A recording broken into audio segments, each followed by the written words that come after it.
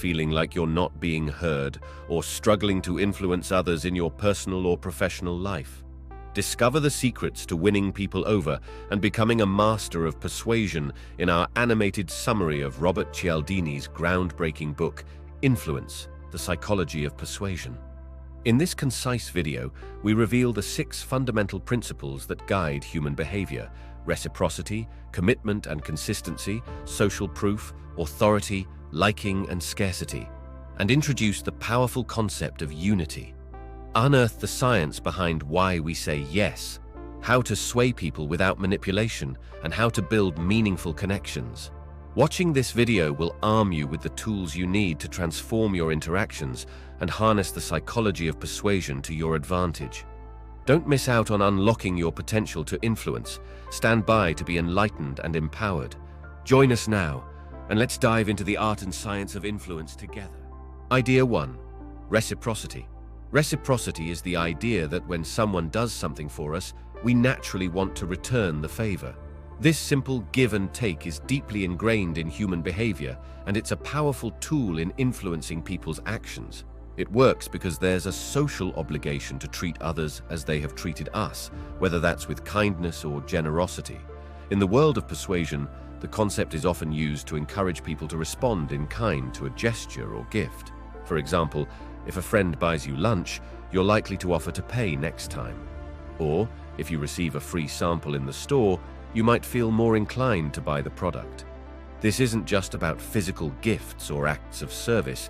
It applies to the exchange of information, concessions in negotiations, and other forms of social interactions as well. One of the interesting things about this principle is that often the desire to reciprocate can be triggered by something as simple as a smile or a compliment, leading us to take actions that we might not otherwise have considered.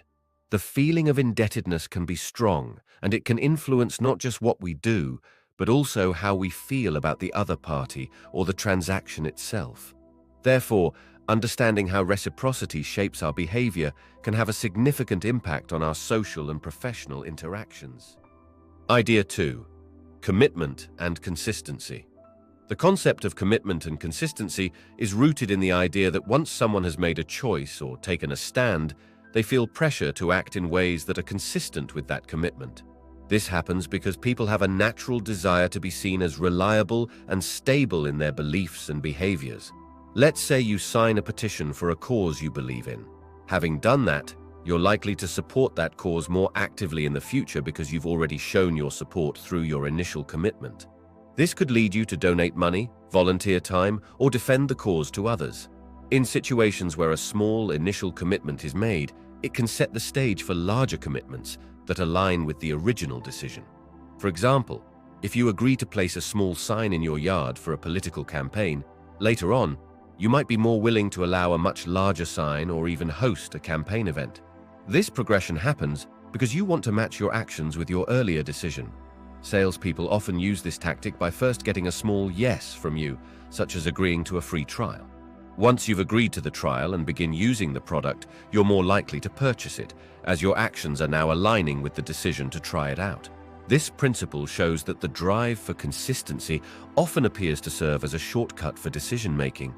When faced with a decision, if a person has made a similar choice before, they might simply repeat that choice without much thought to simplify their life and maintain a consistent self-image. However, this shortcut can sometimes lead to automatic and thoughtless behavior that might not always serve one's best interests. Idea 3. Social proof. Social proof is the concept that people look at the actions and behaviors of others to decide their own. It's built on the idea that when you're not sure what to do, you'll see what everyone else is doing and follow their lead. This happens a lot because naturally people want to fit in with the group. Take restaurants, for example. If you see one that's packed with customers and another that's empty, you might think the busy one has better food. This isn't always true, but that's how social proof works. It also happens when people do things just because others are doing them. Like when a video goes viral, more people watch it because they see others watching it. Or when someone laughs in a group, even if a joke isn't funny, others will laugh too. Celebrities are often used to advertise products because they have influence. If a famous sports star wears certain shoes, fans believe those shoes must be good. and they're more likely to buy them. The power of social proof gets stronger when the situation is uncertain or when people are unsure about what to do. When lots of people do something, it gives the impression that it's the right thing to do.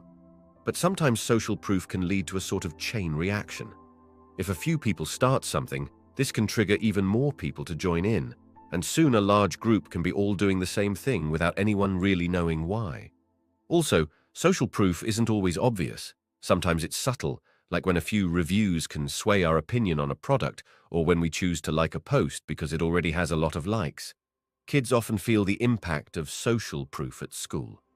If it's cool to wear a certain brand, they'll want to wear it too because they see the popular kids doing so. They use the group's action as a sort of signal for what's acceptable or desired. In all, social proof is an important, often unnoticed force that shapes our decisions, big and small, by tapping into our natural desire to be part of the crowd. Idea 4. Authority. When we talk about authority in the context of persuasion, we're referring to the way people tend to comply with those in charge or those who seem knowledgeable. This principle works because from a young age, we're taught to listen to and respect authority figures like parents, teachers, and police officers. As we grow up, this lesson sticks with us, and we often apply it to other situations without even thinking about it. People in positions of authority have power, and they often don't need to exert much effort to influence others. For example, if a doctor recommends a certain medicine or treatment, patients are likely to follow the advice without much question, simply because they see the doctor as a knowledgeable professional. Authority doesn't just come from job titles or uniforms, though. It can also come from how someone speaks, their confidence, and even their clothing. For instance, someone wearing a lab coat in a store selling beauty products can come across as a skincare expert, leading customers to trust their advice more. The symbols of authority, like badges, titles, and formal attire, can trigger a kind of automatic response in people, making them more willing to say yes. This can be useful, but it can also be dangerous if the symbols of authority are used by someone who doesn't actually have the expertise or good intentions.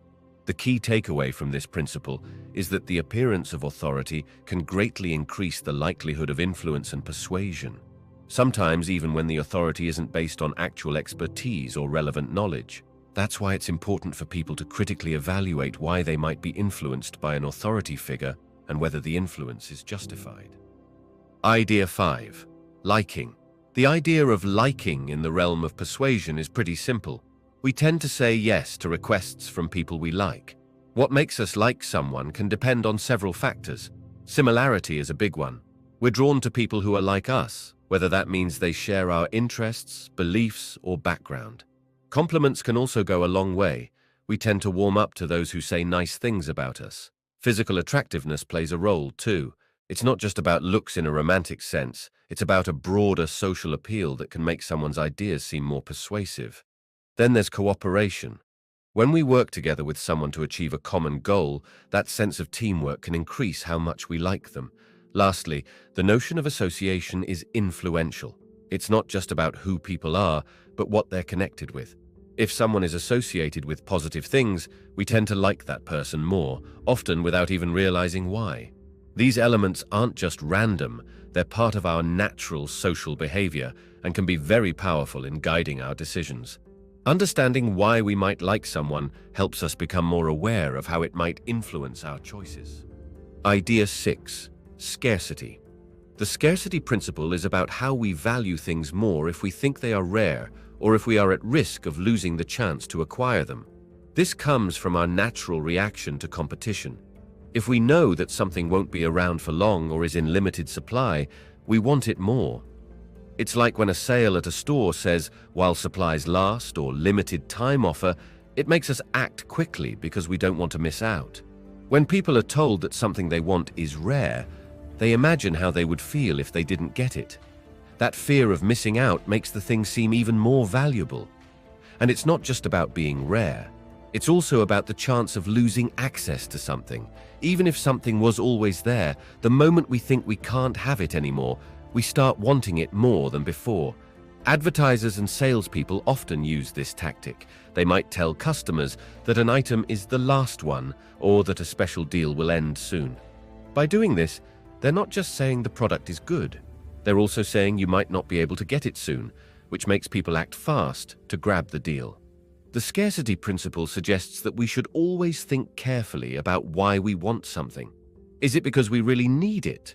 Or is it because we're being told it won't be available much longer? This knowledge can help us make better choices and not be rushed into decisions by the fear of missing out. Idea 7. Unity. Unity is the idea that we are heavily influenced by people with whom we share a sense of identity or belonging.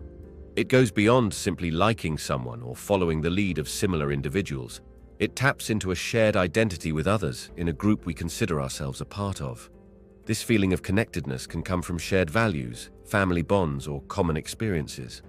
For example, you might be more willing to help out someone from your hometown or alma mater, or from the same cultural background because you see a part of your identity reflected in them.